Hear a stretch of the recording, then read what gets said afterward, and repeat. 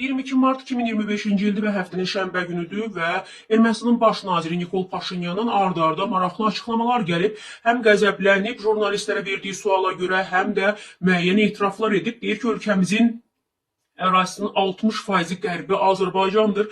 Qərbi Azərbaycan termini altında bizim üçün heç nə müzakirə mövzusu deyil. Çünki ölkəmizin ərazisinin 60%-i Qərbi Azərbaycan adlananda bu birbaşa ölkəmizin suverenliyinin və ərazi bütövlüyünün pozulması deməkdir. Və Ermənistan baş naziri Nikol Paşinyan bu sözləri ictimai televiziyaya müsahibəsində söyləyib və Nikoldan Bakıya şok bir iddia var ki, sərhəddə kimin bayrağını görüb. Deyir ki, belə bir təəssürat var ki, Azərbaycan tərəfdə sərhəddə heç vaxt heç bir üçüncü qüvvə olmayıb. Amma biz zaman-zaman üçüncü qüvvənin nümayəndələrini və bayraqlarını görmüşük deyə Paşinyan bildirib. Maraqlıdır ki, Naxçıvanlı sərhəddə mis molibden zavodunu qorumaq üçün Amerika bayrağını qaldıranda, illərdir sərhəddə müşahidə missiyası adı ilə Avropa Birliyi bayrağını dalğalandıranda məhz Ermənistandır. Belə olan halda Azərbaycanın sərhədə hansı üçüncü ölkənin nümayəndələrini göndərib sualı aktualdır. Paşinyan ad çəkməyib dəyərli izləyicilər və təbii ki, çəkə də bilməz. Çünki Ermənistandan fərqli olaraq Azərbaycanın bütün sərhədi boyunca yalnız bir bayraq dalğalanır. Bu da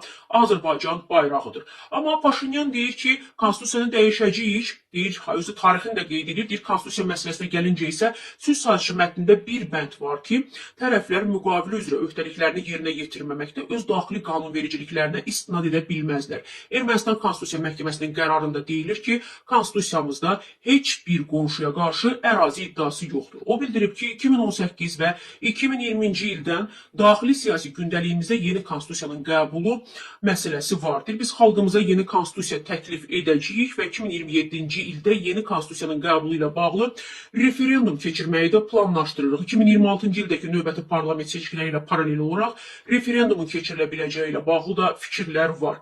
Bu regional və beynəlxalq əhəmiyyət kəsb etsə də sırf bizim daxili gündəliyimizə aid olan məsələdir. Azərbaycan gündəliyi yeni məsələlər əlavə edə bilər, lakin bu o demək deyil ki, onların hamısı bizim üçün müzakirə obyektidir. Amma eyni zamanda Paşinyan jurnalistin suallarına da sərt cavab verib və heç bir güzəşt etmədiklərini bildirib. Jurnalist ondan siz hansı güzəştə mi gedirsiniz deyə sual verib. Nikol isə əsəbləşib və deyir ki, bir dəqiqə, siz hansı güzəştdən danışırsınız? Biz heç bir güzəştə getməmişik.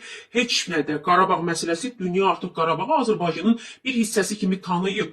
Yaxud Kiraz, Əskipara məsələsi. Biz nəyə güzəştə getmişik ki, heç nəyi?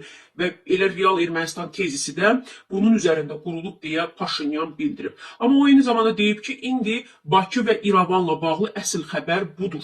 Budur ki, eskalasiya üçün heç bir səbəb yoxdur. Ermənistan və Azərbaycan isə bir-birinin ərazi bütövlüyünü tanıyıb.